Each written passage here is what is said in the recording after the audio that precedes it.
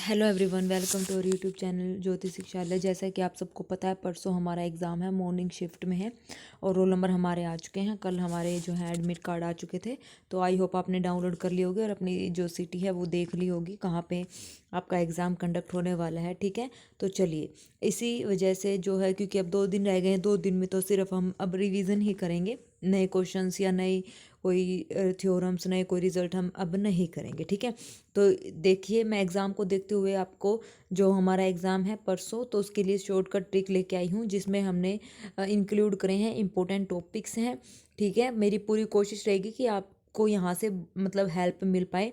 इसमें हमारे रहेगा रियल एनालिसिस, लीनियर अलजेब्रा और हमारा कॉम्प्लेक्स एनालिसिस। ठीक है, तीनों के जो शॉर्टकट ट्रिक्स यहाँ पर आपको देखने को मिलेंगी, इंपॉर्टेंट जो रिजल्ट्स हैं, ठीक है, वो सारे आपको मैं यहाँ पर करवाऊंगी इस वीडियो में। ठीक है, रियल, लीनियर और कॉम्प्लेक्स की वीडियो यहाँ पर है और ये टॉपिक यहाँ पर आपको रहेंगे। ठीक है, तो देखिए सबसे पहले हमारी शॉर्टकट ट्रिक में हम यहाँ पर शुरुआत करते हैं रियल एनालिसिस से। ठीक है, रियल एनालिसिस से फिर हम करेंगे लीनियर अलजेब्रा से और फिर हम करेंगे कॉम्प्लेक्स। ठीक है, तो लीनियर अलजेब्रा, रियल एनालिसिस और कॉम्प्लेक्स जितना आज हमारा हो पाएगा उतना हम यहाँ पर करेंगे। बाकी कल हमारा कंप्लीट यहाँ पर जो है शॉर्ट ट्रिक रिवीजन जो है रिवाइज हो जाएगी इन 2 वीडियोस में। 2 वीडियोस तो डेफिनेटली हैं, आपको मिलेंगे ही, एक आज मिलेगी और एक कल मिलेगी, तीनों सब्जेक्ट से रिलेटेड। ठीक है, तो चलिए शुरू करते हैं। हमारा पहला जो टॉपिक रहेगा वो रहेगा, और हाँ इसमें मोस्टली वो टॉपिक आपको यहाँ पर ऐड ऑन किए गए हैं जहाँ से ज़्यादा क्वेश्चन आपसे पूछे जाते हैं। ज़्यादा क्वेश्चन आपको जो यहाँ पर मिलेंगे तो एग्जाम में, तो वो क्वेश्चन मतलब मोस्टली वो रिजल्ट्स यहाँ पर रखे गए हैं। ठीक है, तो देखिए अब रेडियस ऑफ कन्वर्जेंस हमारे पास क्या है, फॉर द पावर सीरीज। पहला टॉपिक हमारा रेडियस ऑफ कन्वर्जेंस है। ठीक है, इसमें हमारे पास पावर सीरीज देखो इस फॉर्म की होती है, series a n x minus c की power n. The radius of convergence क्या होगा, फॉर्मूला 1 में limit superior of mod of A N की पावर 1/n, या फिर हम इस तरीके से 1 में limit N approaches to infinity a N plus 1 divided by A n. ठीक है, ये हम क्या निकालेंगे, रेडियस ऑफ कन्वर्जेंस, जब हमारे पास पावर सीरीज ये गिवन होगी। एक्स की पावर में एन है तो यहाँ पर 1/n आएगा और a N plus 1 divide by A n चलेगा, और ये सी हमारा यहाँ पर क्या रहेगा, सेंटर पॉइंट होता है। ठीक है, अब हमारे पास अगर पावर सीरीज इस फॉर्म की आ जाएगी, a x series a n x minus c की पावर बीटा एन प्लस में गामा टाइप हमारे पास कुछ यहाँ पर आ जाए, बीटा और गामा बिलोंग्स टू आर है, तो यहाँ पर हमारे पास क्या रहेगी, जो बीटा एन है, एन के साथ जो भी हमारे पास मल्टीप्लाई में होगा वो हमारे पास उसकी पावर में आ जाएगा। जैसे limit supremum of A N की पावर 1/बीटा हो जाएगा। ठीक है, क्या हो जाएगा, 1/बीटा, और यहाँ पर दूसरे उसमें क्या हो जाएगा, 1 में limit A N plus 1 divide by A N, और इस कंप्लीट की पावर में क्या आ जाएगा, 1/बीटा आ जाएगा। ठीक है, तो इस तरीके से हम यहाँ पर इसको सोल्व करेंगे। अब जैसे एग्जांपल है, सीरीज ए एन इंटू में एक्स की पावर एन स्क्वेयर प्लस में गामा बोला था, गामा यहाँ पर 0 क्योंकि रियल नंबर से बिलोंग करता है, तो इस टाइप की फॉर्म है ये। यहाँ पर क्या है, एन स्क्वेयर गिवन है, पावर में क्या गिवन है हमारे पास, एन स्क्वेयर गिवन है, तो ये हो जाएगा इसका जो रेडियस ऑफ कन्वर्जेंस हो जाएगी वो क्या हो जाएगी, 1 में limit superior of A N, उसकी पावर क्या आ जाएगी, 1/n स्क्वेयर। जो एक्स की पावर में वही हमारे पास आ जाएगा 1/n स्क्वेयर, मतलब उसकी फॉर्म में 1/n एक्स, यहाँ पर n था तो यहाँ पर हमारे पास 1/n आ गया था, और यहाँ पर हमारे पास बीटा n है एक्स की पावर में, और यहाँ पर n स्क्वेयर है तो इसको इससे रिलेट करेंगे तो ये हो जाएगा 1/बीटा, तो यानी कि 1/n स्क्वेयर। ठीक है, आगे समझ में कैसे हमें इसको यहाँ पर करना है। चलिए नेक्स्ट, अब इंटरवल ऑफ कन्वर्जेंस की अगर बात आती है, तो series a n x minus c की पावर एन हो, या सीरीज हमारे पास ये वाली हो, कैसी, series a n x minus c की पावर बीटा एन प्लस में गामा। कोई भी रिजल्ट आपको समझ नहीं आता है तो कमेंट सेक्शन में कमेंट कर देना, कल नेक्स्ट फाइनल है वीडियो, उसमें आपके सारे डाउट क्लियर हो जाएंगे। ठीक है, देखिए फॉर इंटरवल ऑफ कन्वर्जेंस के लिए अगर हमारे पास सीरीज ये है, या फिर दूसरी सीरीज क्या थी, ए एन एक्स माइनस सी की पावर बीटा एन प्लस में गामा। ठीक है, इस टाइप से अगर ये सीरीज है तो इसमें क्या रहेगा, interval of convergence mod of x minus C is less than R, तो कन्वर्जेंट हमारे पास हो जाएगी, आर यहाँ पर रेडियस ऑफ कन्वर्जेंस रहेगी।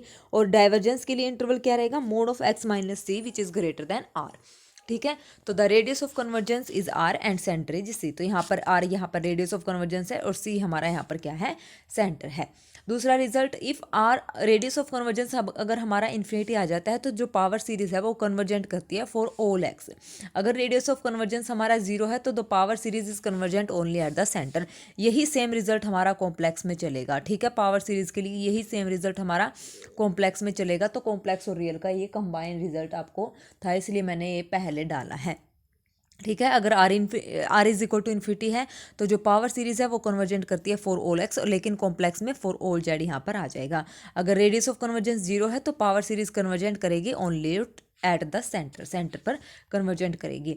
Next, if the power series for x is equal to a then it also converges absolutely for x.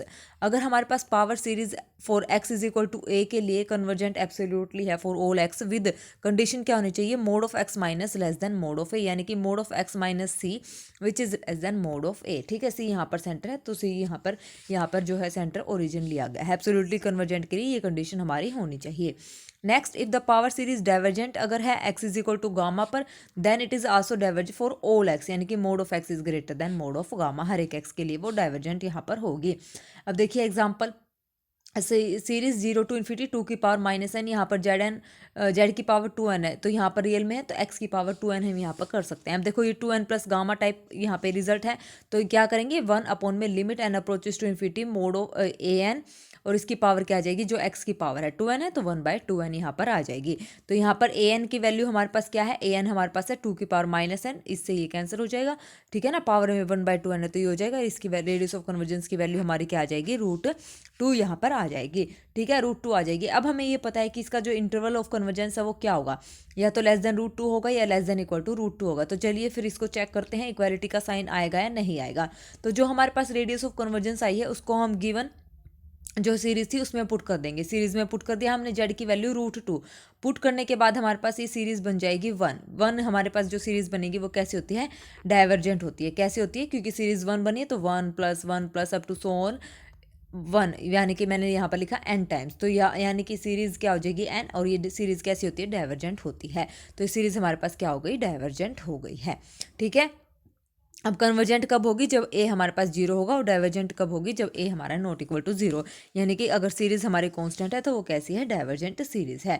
So equality का sign यहाँ पर नहीं आएगा। अगर ए कन्वर्जेंट होती तो इक्वालिटी का साइन आता, तो mod Z is less than root two, इसका इंटरवल ऑफ कन्वर्जेंस आ जाएगा, ठीक है। नेक्स्ट हमारे पास है sequence of function. Sequence of function क्या कहता है, for a sequence of function F N X, if for every X limit N approaches to infinity F N x is equal to F X, then F N converges to F pointwise. अगर हमारे पास कोई function की sequence given है F N x, तो सबसे पहले हमें उस पर लिमिट लगानी है और फिर उसको क्या करना है, पॉइंट वाइज कन्वर्जेंस उसकी चेक करनी है, ठीक है। अगर वो फंक्शन पॉइंट वाइज कन्वर्जेंट हमारा नहीं आता है तो वो यूनिफॉर्मली कन्वर्जेंट नहीं होगी, यहाँ से ये बात हमारी हो जाएगी। अगर वो पॉइंट वाइज कन्वर्जेंट बन गई तब हम यूनिफॉर्मली कन्वर्जेंट कैसे चेक करेंगे, तो हम यूज़ करेंगे M N test. M N test हमारा क्या होता है, M N is equal to supremum of X such mod of F N x minus F X. अगर ये जीरो को कन्वर्ज कर रहा है as N tends to infinity, तब हम बोलेंगे कि जो एफ एन है वो कन्वर्ज करती है कैसे, यूनिफॉर्मली, ठीक है।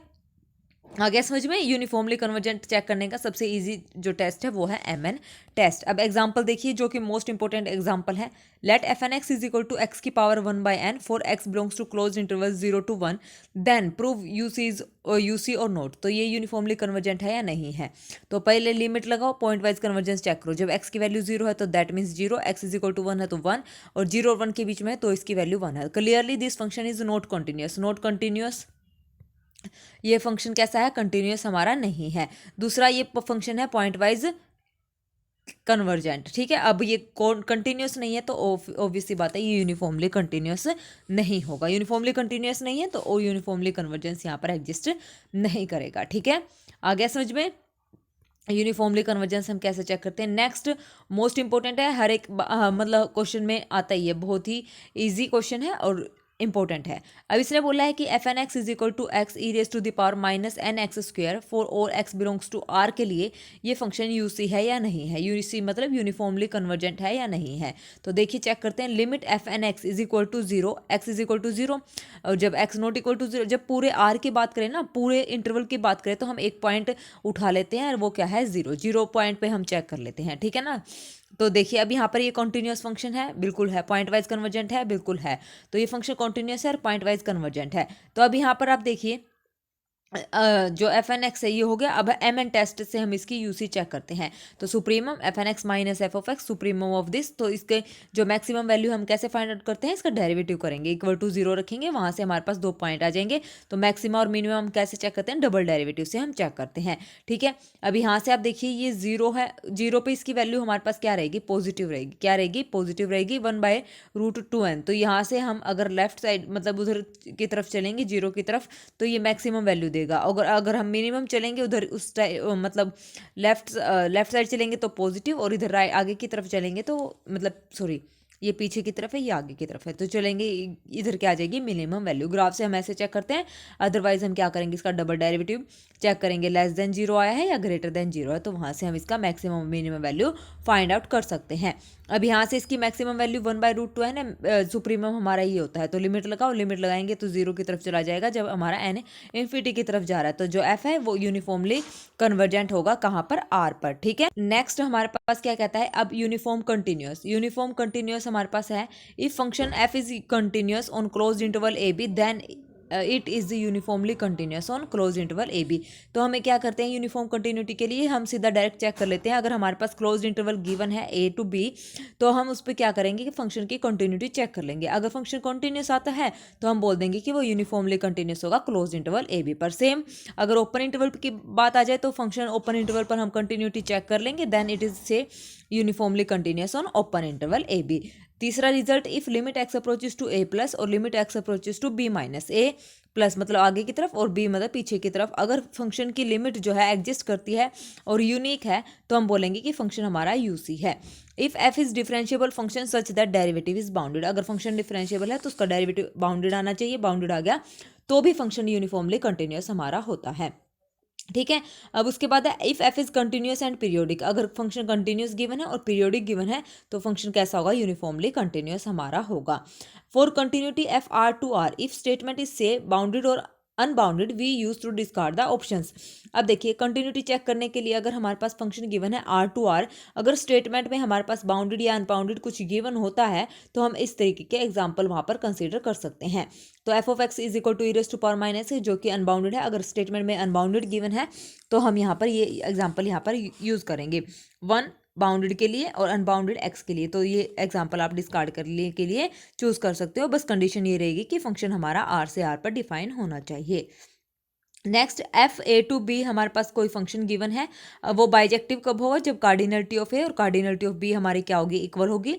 1 1 कब होगा, जब हमारी कार्डिनलिटी ऑफ ए क्या हो जाएगी, less than equal to cardinality of B. और फंक्शन ऑन टू कब होगा, जब हमारी cardinality of A is greater than equal to cardinality of B हो जाएगी। ठीक है, आ गया समझ में, ये बाइजेक्टिव 1 1 और ऑन टू हम यहाँ पर ऐसे चेक करते हैं। For continuity and partial derivative for function of several variable, continuity कैसे चेक करते हैं और पार्शियल डेरिवेटिव कैसे चेक करते हैं, जब हमारे पास function of several variable given है। तब देखिए, for a function of several variable यानी कि f of x y is continuous if limit exist and unit, अगर हमारी लिमिट एग्जिस्ट करती है और यूनिक है तो वो फंक्शन हमारा कैसा होता है, कंटिन्यूअस होता है। अगर कोई फंक्शन कंटिन्यूअस ही नहीं है सेवरल वेरिएबल वाला तो वो डिफरेंशिएबल भी नहीं होगा। A function is of the form, अगर हमारे पास इस टाइप से फंक्शन गिवन है, ए बी सी डी सारे पॉजिटिव हैं, कंटिन्यूअस होंगे इफ कब ए बाई सी और बी बाई डी का जो सम है अगर वो ग्रेटर देन 1 आ गया तो हम सीधा यहाँ से बोल देंगे कि फंक्शन कैसा है, कंटिन्यूअस है। पार्शियल डेरिवेटिव आपको पता है f at x not y not पे कैसे निकालते हैं, partial derivative with respect to x, तो एक्स में इंक्रीमेंट हमें करना है, minus f of x not y not divide by h. Same partial derivative with respect to y जब हम निकालेंगे तो limit k approaches to 0 f of x not y में इंक्रीमेंट हम कर देंगे, minus f of x not y note divided by k. अगर function हमारे पास डिफरेंशिएबल गिवन है open interval a to b पर, if limit h k approaches to 0, तो ये हमारा एच और के में क्या हो जाएगा, इंक्रीमेंट हो जाएगा, f of A plus h comma b plus k minus f of A b और माइनस में ए एच माइनस में बी के divide by root h square plus में के स्क्वायर। ठीक है, एग्जिस्ट एंड यूनिक। अब ए यहाँ पर क्या रहेगा, partial derivative with respect to x, और बी यहाँ पर हमारा partial derivative with respect to y रहेगा। फंक्शन अगर डिफरेंशिएबल है तो ये फॉर्मूला हम यहाँ पर लगाते हैं to check the differentiability. Differentiability check करने के लिए हम ये लगाते हैं जब हमारे पास फंक्शन है सेवरल वेरिएबल का। टिप्स फॉर ए सीक्वेंस, अब सीक्वेंस के लिए टिप्स देखिए, limit N approaches to A n is equal to l exist and unique then a n is convergent. अगर हमारे पास एन की लिमिट फाइनाइट आती है और यूनिक आती है तो फंक्शन जो सीक्वेंस है वो कैसी होती है, कन्वर्जेंट होती है। N has more than one limit point, अगर एक से ज़्यादा लिमिट पॉइंट हमारे पास है उस सीक्वेंस के तो वो कन्वर्जेंट हमारी नहीं होती है। Every convergent sequence is bounded, हर एक कन्वर्जेंट सीक्वेंस बाउंडेड होती है लेकिन उसका कन्वर्स ट्रू नहीं होता है। Every convergent sequence is Cauchy, converse may और मे नॉट बी ट्रू, इसका भी कन्वर्स ट्रू होता है और नहीं भी होता है। ठीक है, तो कन्वर्जेंट सीक्वेंस कैसी होती है, बाउंडेड भी होती है और कोची भी हमारी होती है। In real sequence of A n is convergent if and only if Cauchy, अगर हमारे पास रियल्स की बात हो जाए या टोपोलॉजी की बात आ जाए तो जो सीक्वेंस रहेगी वो कन्वर्जेंट रहेगी if and only if Kochi भी हमारी रहेगी, कन्वर्स यहाँ पर ट्रू रहेगा। तो ये याद रखना है, every convergent sequence in general जो है कोची होती है लेकिन कन्वर्स इसका ट्रू नहीं होता है। ट्रू कब होता है, जब हम रियल्स की बात करते हैं। Kochi sequence is always bounded, जो कोची सीक्वेंस है वो हमेशा बाउंडेड होती है, अगर वो बाउंडेड नहीं होगी तो डज नॉट इम्प्लाइज नॉट, मतलब वो इम्प्लाई नहीं करेगी कि वो कोची होगी। ठीक है, not bounded implies not Cauchy. Every sequence is a subsequence of itself, हर सीक्वेंस एक खुद में क्या होती है, एक सब सीक्वेंस होती है। If a n is converges to l then subsequence a n k is converges to l, अगर कोई सीक्वेंस कन्वर्ज करती है किसी एक पर्टिकुलर नंबर पर तो जो उसकी सब सीक्वेंस है वो भी उसी नंबर पर कन्वर्ज करेगी। Converse is not true only when we say. ठीक है, अच्छा उसके बाद if all subsequences converges to same limit, जो भी सब सीक्वेंसेज होंगी किसी सीक्वेंस की वो कन्वर्ज करेंगी सेम लिमिट पर। If a n is convergent to plus minus infinity then जो सब सीक्वेंस है वो भी डाइवर्जेंट हमारी होगी, प्लस माइनस इन्फिनिटी की तरफ डाइवर्ज करेंगी।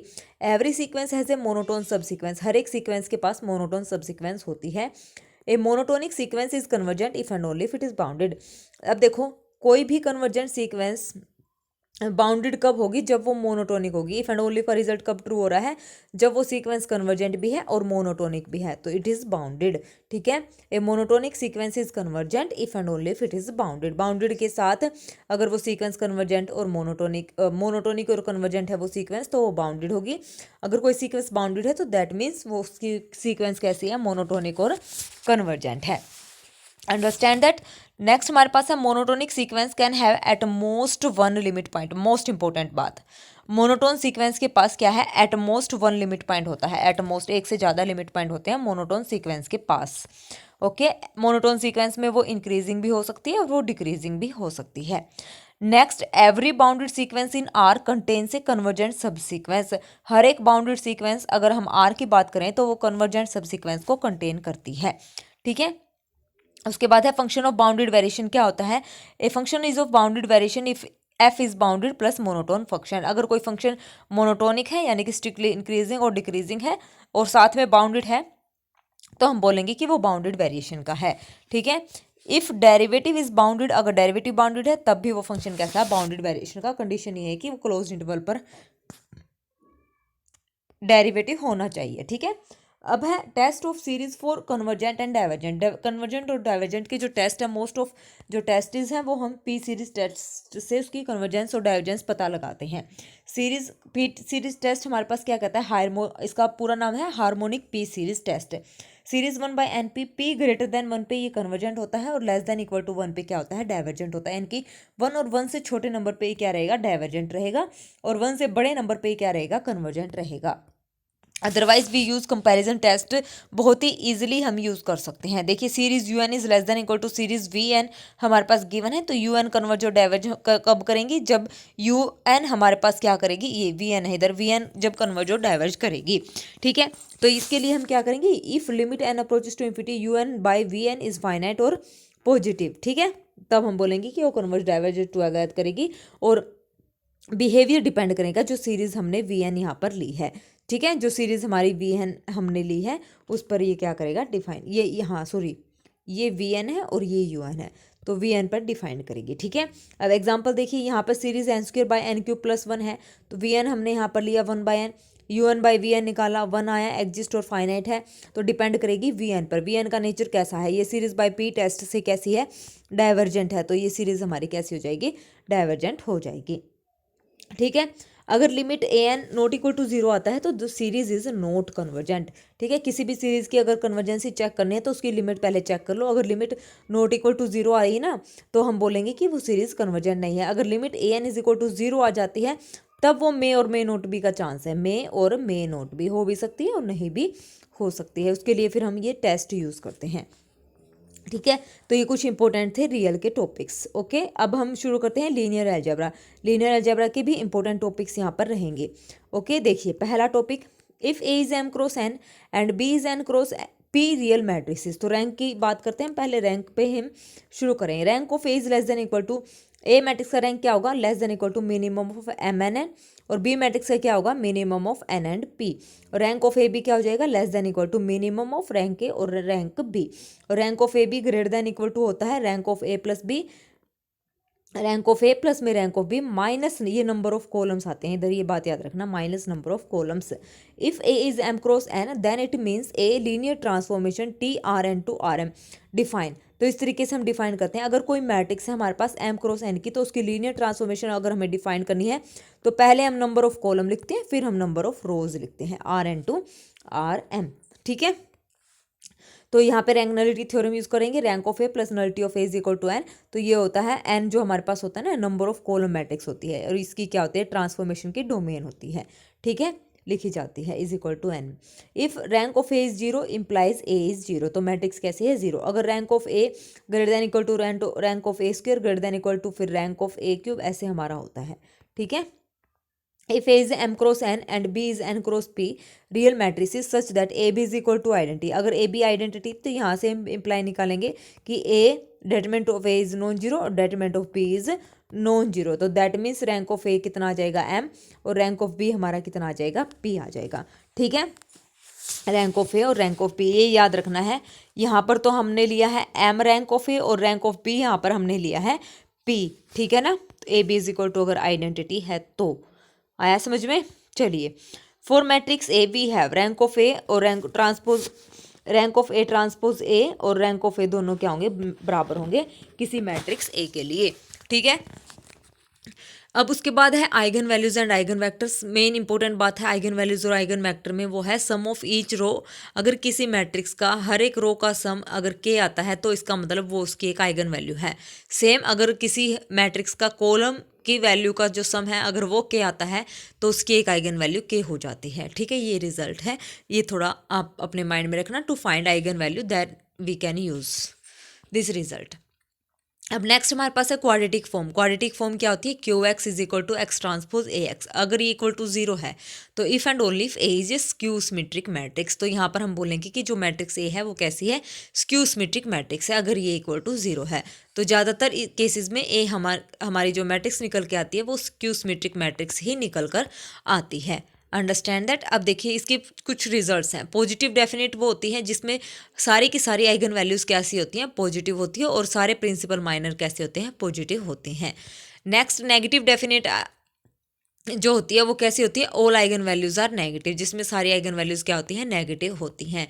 पॉजिटिव सेमी डेफिनेट हमारे पास होती हैं जिसमें सारी आइगन वैल्यूज पॉजिटिव होती हैं, और एक आइगन वैल्यू हमारे पास क्या होनी चाहिए, जीरो होनी चाहिए। ठीक है, एक आइगन वैल्यू जीरो कंपल्सरी है। अगर एक आइगन वैल्यू जीरो है तो और सारी बाकी आइगन वैल्यूज पॉजिटिव हैं तो वो पॉजिटिव सेमी डेफिनेट है। सेम नेगेटिव सेमी डेफिनेट के लिए होगा, सारी आइगन वैल्यूज नेगेटिव होनी चाहिए और एक आइगन वैल्यू जीरो होनी चाहिए, तब हम उसको बोलेंगे नेगेटिव सेमी डेफिनेट। ठीक है, उसके बाद आता है इनडेफिनेट। इनडेफिनेट होता है all eigen values of A R positive and negative both. ठीक है, जिसमें पॉजिटिव आइगन वैल्यूज भी आती हैं और नेगेटिव आइगन वैल्यूज भी आती हैं, तो वो हमारी होती है इनडेफिनेट।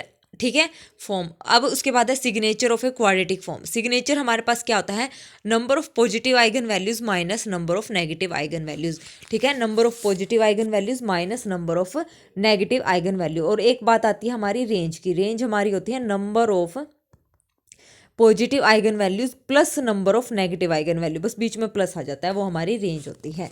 अब टू क्वाड्रेटिक फॉर्म इक्विवेलेंट कब होगी, जब ओवर आर हमसे पूछे तो उसमें उन दोनों मैट्रिक्स का, एक मैट्रिक्स ये है एक मैट्रिक्स ये है, तो उस मैट्रिक्स का रैंक और सिग्नेचर, सिग्नेचर को हम इंडेक्स भी, सिग्नेचर या फिर इंडेक्स, ठीक है, ये दोनों अलग अलग बातें, सिग्नेचर और इंडेक्स अलग अलग बातें हैं।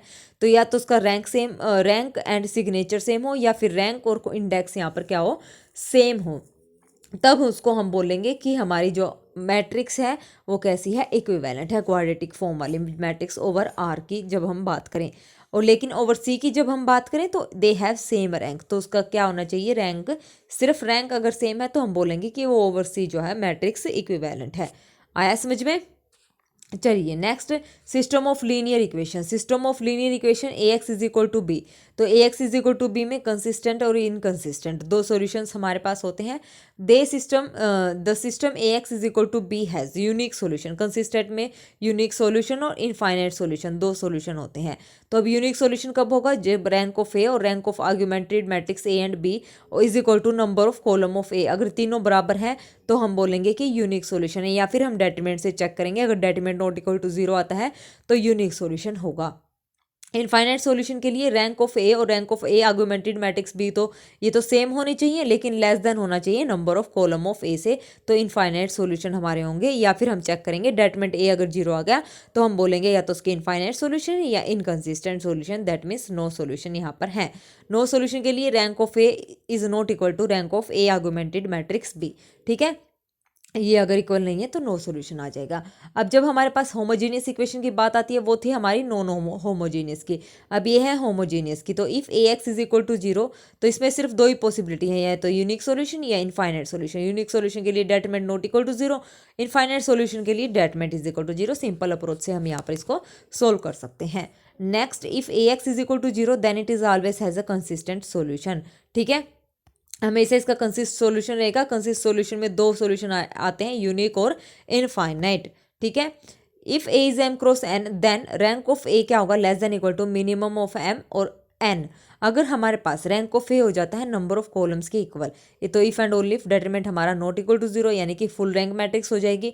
अगर डेटरमिनेंट 0 आता है तो वो रैंक मतलब उस ऑर्डर उसके ऑर्डर से क्या हो जाएगी, less than n, less than हो जाएगी। Rank of A is less than n. ठीक है, आ गया, ये इंपॉर्टेंट रिजल्ट है। अच्छा, अब देखिए सब स्पेस कैसे चेक करते हैं। सब स्पेस के लिए दो रिजल्ट है हमारे पास। ठीक है, वन स्टेप टेस्ट बोलते हैं इसको, टू स्टेप टेस्ट बोलते हैं। वन स्टेप टेस्ट में यू वी हमने डब्ल्यू, जहाँ से हम जिसको हमने सब स्पेस प्रूव करना है वहाँ से हमें दो वेक्टर उठाने हैं, यू और वी, और स्केलर से दो एलिमेंट यहाँ पर लेने हैं। A alpha beta belongs to R.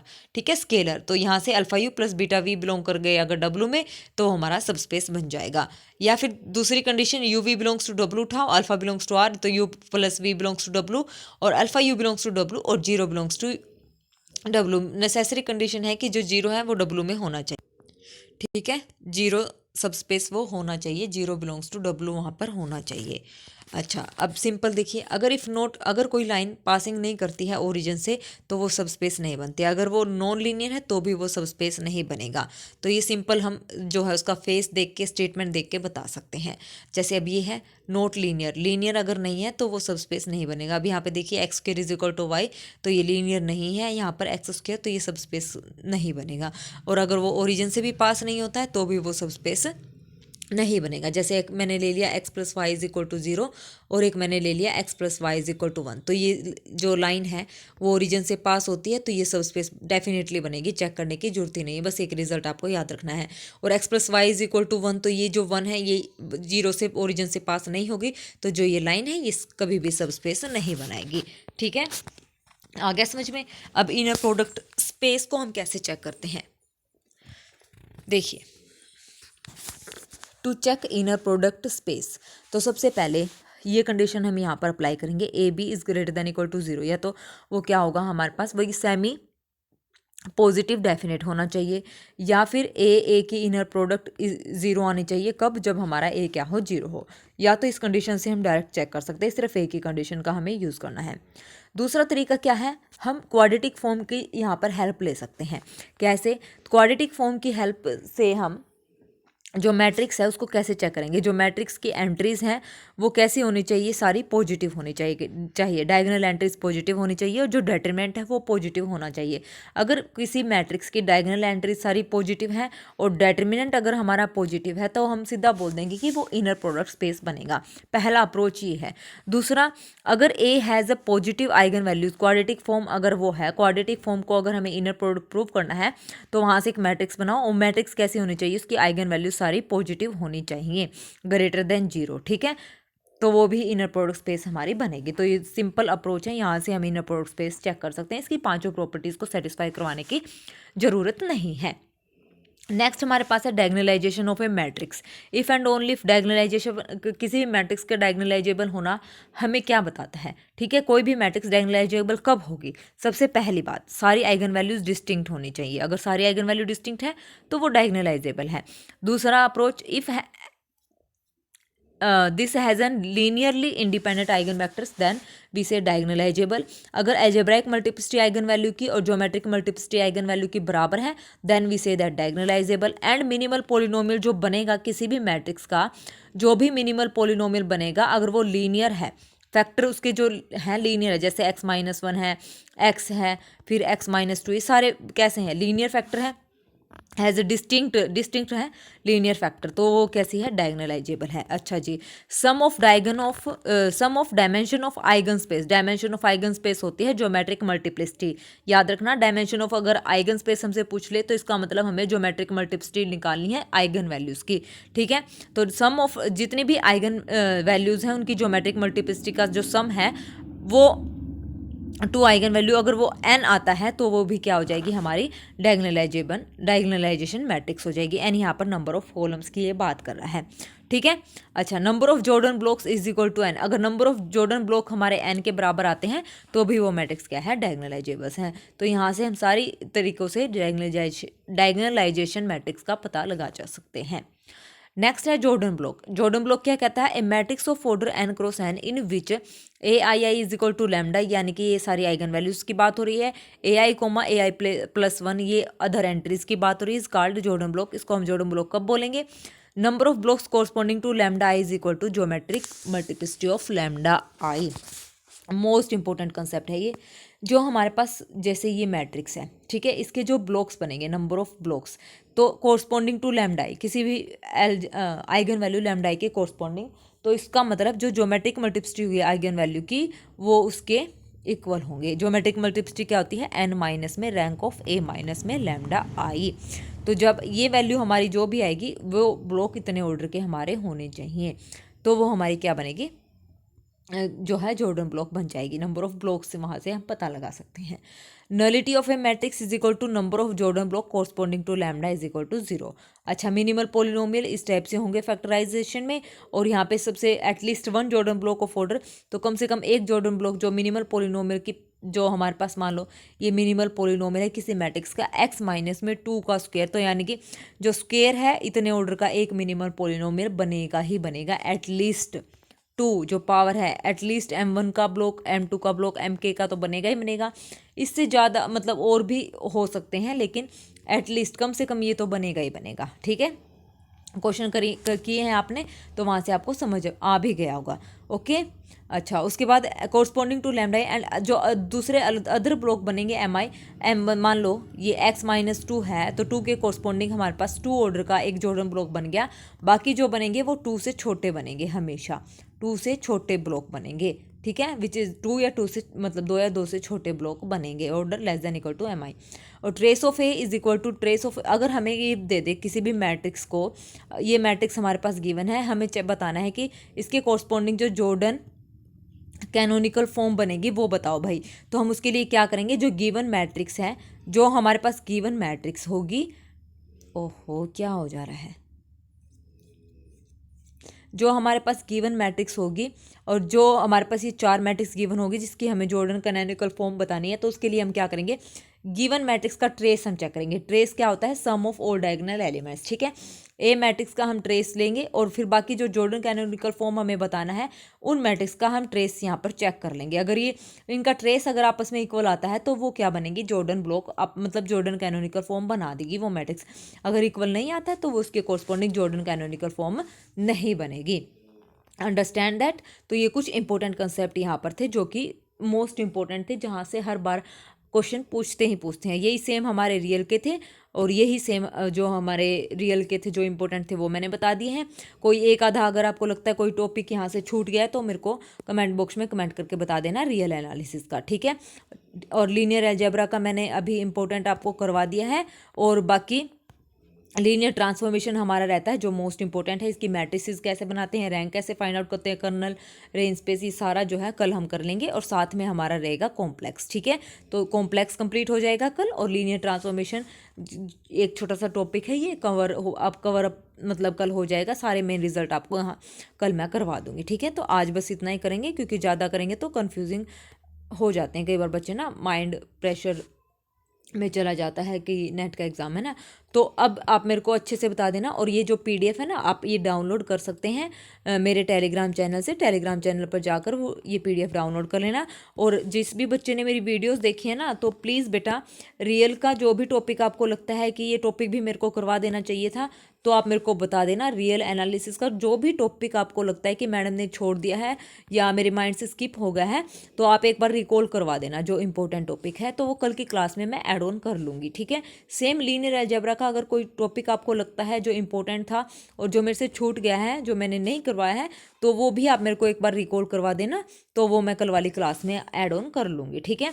तो कल हमारी लास्ट क्लास रहेगी जहाँ पर हम, क्योंकि परसों हमारा एग्जाम है, तो कल हम लीनियर कंप्लीट कर लेंगे, जिसमें हम लीनियर ट्रांसफॉर्मेशन हमारा जो छोटा सा टॉपिक है वो रहता है, और साथ में कॉम्प्लेक्स के जो इंपॉर्टेंट रिजल्ट्स और थ्योरम है वो हम यहाँ पर कर लेंगे, ठीक है। तो please keep watching my videos, and अच्छी लगे तो लाइक शेयर और सब्सक्राइब भी ज़रूर करें, ठीक है। अपने दोस्तों से शेयर करें। इंपॉर्टेंट शॉर्ट ट्रिक की लेक्चर वीडियोस मैंने आप लोगों के लिए बनाई हैं, क्योंकि ये सब हम पढ़ चुके हैं, क्वेश्चंस हम कर चुके हैं, हमें आइडिया आ चुका है कि कितने चैप्टर से, मतलब कौन कौन से टॉपिक से ज़्यादा क्वेश्चन हमसे पूछे जाते हैं, ठीक है।